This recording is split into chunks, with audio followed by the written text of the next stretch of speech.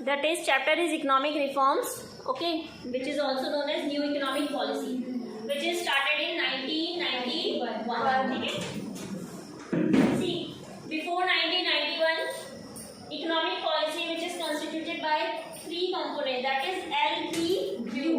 What is the full form of L? P means permit and Q means quotas. Now see, what is license? License means क्या होता है? Suppose कोई भी individual है, कोई भी फॉर्म है, उसको अगर अपना काम स्टार्ट करना है तो उसके लिए उसको लाइसेंस की जरूरत पड़ती है, ठीक है, और वो लाइसेंस इशू कौन करता था? गवर्नमेंट करती है, ठीक है। तो जो लाइसेंस की जरूरत पड़ती थी, जैसे सपोज ये इंडिया है, दिस इज इंडिया। अब इंडिया को एक्सपोर्ट या इंपोर्ट करना है। Export means transferring goods to other countries and import means purchasing goods from other countries, ठीक है। एक्सपोर्ट और इंपोर्ट करना है तो इसके लिए क्या बोला गवर्नमेंट ने कि आपको लाइसेंस बनाना है। लाइसेंस बनाना है तो लाइसेंस बनाना है यानी कि उसमें लाइसेंस ऐसे तो नहीं कि फ्री में बनता है, that is they have to pay value for it, ठीक है, वैल्यू देना है, टैक्स देना है। तो इससे क्या होता था, जो इंडिया था ना वो बेचारा कभी एक्सपोर्ट और इंपोर्ट कर ही नहीं पाता था, यानी कि ट्रेड जिसको बोलते हैं, यू कैन से ट्रेड, ठीक है, ट्रेड नहीं हो पाता था क्योंकि इसमें बहुत ज्यादा रिस्ट्रिक्शंस लगा रखी थी गवर्नमेंट ने, लाइसेंस लगा रखा था, फिर टैक्सेस बहुत ज्यादा लगा रखे थे, ठीक है। तो इससे क्या हुआ कि जो इंडिया था वो अनडेवलप्ड ही रह गया, ठीक है, क्योंकि जब वो कंपटीशन ही नहीं कर पाया, बाहर देखा ही नहीं कि बाहर क्या क्या है, बाहर की चीजें इंडिया में नहीं है, इंडिया की चीजें बाहर नहीं गई, दैट इज इंडिया क्या रहेगा? अनडेवलप्ड, ठीक है। तो इंडिया ने जब कंपटीशन फेस ही नहीं करा तो उसे क्या हुआ, इंडिया ना तो एक्सपोर्ट कर पाया ना इंपोर्ट कर पाया, because of the so many restrictions bye the government, ठीक है। तो ये लाइसेंसिंग की वो थी। किसी को अगर सपोज मैं कह रही हूँ कि जो हमारा किसी भी कंपनी को कोई स्टार्ट करना है, कोई कंपनी स्टार्ट करनी है तो सबसे पहले लाइसेंस की जरूरत पड़ती थी, और लाइसेंस गवर्नमेंट देती थी और इजीली नहीं मिलता था वो, ठीक है। तो इसलिए जो है हमारा जो ये एक हम बोल सकते हैं कि इकोनॉमिक पॉलिसी नई जो बनी, एक ये भी इसका मेन रीजन हो सकता है, ठीक है। दूसरा परमिट। परमिट देखो, इसमें लाइसेंसिंग वाले में क्या है, लाइसेंसिंग अभी भी होती है लेकिन ओनली इन 5 इंडस्ट्रीज, सिर्फ 5 इंडस्ट्रीज में है, लेकिन पहले क्या था, सब में थी, चाहे वो किसी भी चीज की इंडस्ट्री खोल रहे हो सब में लाइसेंस की जरूरत होती है, लेकिन अब सिर्फ 5 इंडस्ट्रीज में। वो कौन कौन सी है 5 industries? Cigarette, alcohol, chemicals, medical और एक्सप्लोजिव, जो भी हमारे एक्सप्लोजिव जैसे एटम बॉम्ब वगैरह होते हैं, ठीक है, या डिफेंस इक्विपमेंट्स होते हैं, उसमें उन चीजों में उन 5 इंडस्ट्रीज को लाइसेंस की जरूरत है, अदरवाइज किसी को लाइसेंस की जरूरत नहीं है। आपने देखा होगा जो ये शॉपकीपर होते हैं, जो मेडिकल वाले होते हैं, केमिस्ट्री शॉप, कोई भी केमिस्ट्री शॉप नहीं खोल सकता, दे वांट अ लाइसेंस, ठीक है ना। So second is permit. Permit means they have to take permission from the government for exporting and importing whatever they are doing, ठीक है। जो भी वो कर रहे हैं उसको उनकी क्या चाहिए होती है, परमिशन चाहिए होती है, किससे? गवर्नमेंट से, ठीक है। थर्ड था कोटाज। आपको पता है what are the central problems of an economy? what to produce, how to produce, and for whom to produce. You have studied in 11th class also. Yes. These are the central problems of an economy, and these all decisions are taken by the government. ठीक है, individual firms, individual producers are not freely decided that what they have to produce, how can they produce and for whom to produce.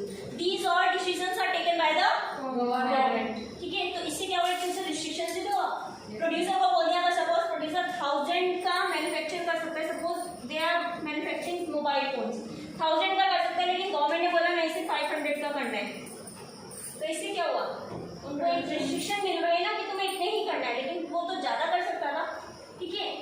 कैसे करना है, कौन सी techniques होती है, what are the two techniques for production? Labour intensive and capital intensive. What is the difference in both? Labour intensive means it will generate more employment, ठीक है ना। So how to produce, technique of the production is also decided by the government. Which technique of the production should be adopted for the production, it is also decided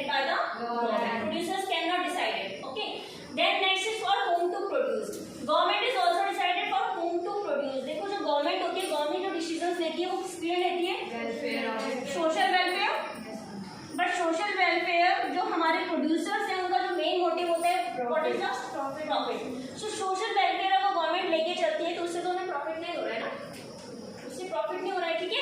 तो यानी कि जैसे आपको पता है society is divided into two, that is rich and poor. So every producer wants to sell their products to the richer society, okay? Because they can pay whatever they want. जितना वो मांगेंगे उतना उनको मिलेगा। लेकिन जो गवर्नमेंट ने decision ले लिया कि भाई किस लिए प्रोड्यूस करना है, तो उससे क्या हुआ, उनको लॉस हो जाता है, ठीक है।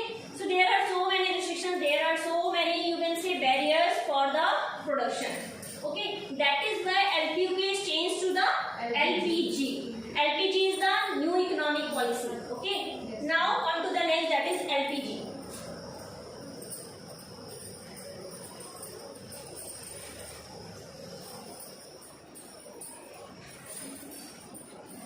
LPG. Now LPG. L means liberalization. Second is privatization. And third one is globalization.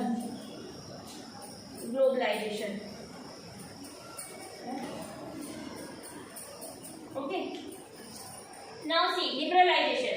What is the meaning of liberalization? Removal of unwanted restrictions. Yes. Liberalization is the process of removal of all trade barriers. ठीक है, या आप बोल सकते हैं all barriers from trade. जो government ने barriers लगा रखे थे किसमें, ट्रेड में, एक्सपोर्ट इंपोर्ट में लगा रखे थे कि आपको लाइसेंस बनाना पड़ेगा, आपको क्या बनना पड़ेगा, मतलब आपको उसमें ये रिस्ट्रिक्शन लगा, टैक्स लगा रखे थे बहुत ज्यादा, ठीक है। तो लिबरलाइजेशन ने गवर्नमेंट ने देखा कि जो हमारी लास्ट वाली पॉलिसी थी, पुरानी वाली जो ओल्ड पॉलिसी, इकोनॉमिक पॉलिसी, उससे जो हमारा जीडीपी था इंडिया का वो बहुत ज्यादा डाउन हो गया था, ठीक है। That's why it created a new policy which is known as new economic policy, you can say economic reforms, okay? So removal of all barriers from trade is known as liberalization, okay?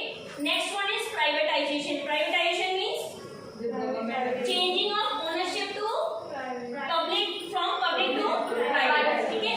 Because as you know that in the previous years most of the people thinks that public sector is better, but thinking is changed now, ठीक है। अब people क्या सोचते हैं कि private ज्यादा better है। अगर वो पुअर पर्सन की है, उसकी भी थिंकिंग होती है कि वो अपने जो बच्चे होते हैं, ठीक है, उसको अच्छे स्कूल में इंग्लिश मीडियम में पढ़ाए, प्राइवेट स्कूल में पढ़ाए, ठीक है। सरकारी में बहुत कम हिस्सों में जिनका बिल्कुल ही नहीं होगा पैसे, ठीक है। या अगर हम लोग बात करते हैं हॉस्पिटल्स की, तो हम लोग क्या करते हैं, हर कोई जो पब्लिक में तो कोई जाने को ही तैयार नहीं होता, हर कोई चाहता है कि हम प्राइवेट में जाए, है ना। सरकारी हॉस्पिटल में कोई जाने के लिए तैयार नहीं होता। क्यों, ऐसा क्यों है? बिकॉज ऑफ द फैसिलिटीज, ठीक है। ऐसा नहीं है कि वहाँ पे फैसिलिटीज नहीं मिल रही, फैसिलिटीज मिल रही है, लेकिन लोगों की थिंकिंग चेंज हो गई है, ठीक है। थोड़ा मॉडर्न उसके हो गए, उनकी थिंकिंग हो गई है कि वहाँ पे प्राइवेट में इतनी फैसिलिटीज हमको ज्यादा मिलेंगी जितनी प्राइवेट में नहीं मिलती, पब्लिक में नहीं मिलती, ठीक है। बिकॉज पब्लिक किसको होता है, गवर्नमेंट के सर्विस होते हैं, ठीक है। नेक्स्ट होता है ग्लोबलाइजेशन। ग्लोबलाइजेशन क्या होता है, इंटीग्रेशन ऑफ और domestic economy with the rest economy, ठीक है। मतलब जो मैंने आपको बताया था कि लाइसेंसिंग के थ्रू क्या था, लाइसेंस के जो इंडिया था वो ज्यादा एक्सपोर्ट कर पा रहा था ना इंपोर्ट कर पा रहा था। लेकिन ग्लोबलाइजेशन के कारण क्या हुआ, जब न्यू इकोनॉमिक पॉलिसी बनी तो जो हमारे इंडिया है, इंडिया के लोग भी बाहर जाने लगे, कोई पढ़ाई करने के लिए जा रहे हैं, कोई मेडिकल ट्रीटमेंट के लिए जा रहे हैं, ठीक है, कोई घूमने के लिए जा रहा है, कोई जॉब के पर्पज से जा रहे हैं, और जो बाहर के लोग आ रहे हैं वो भी इंडिया आ सकते हैं।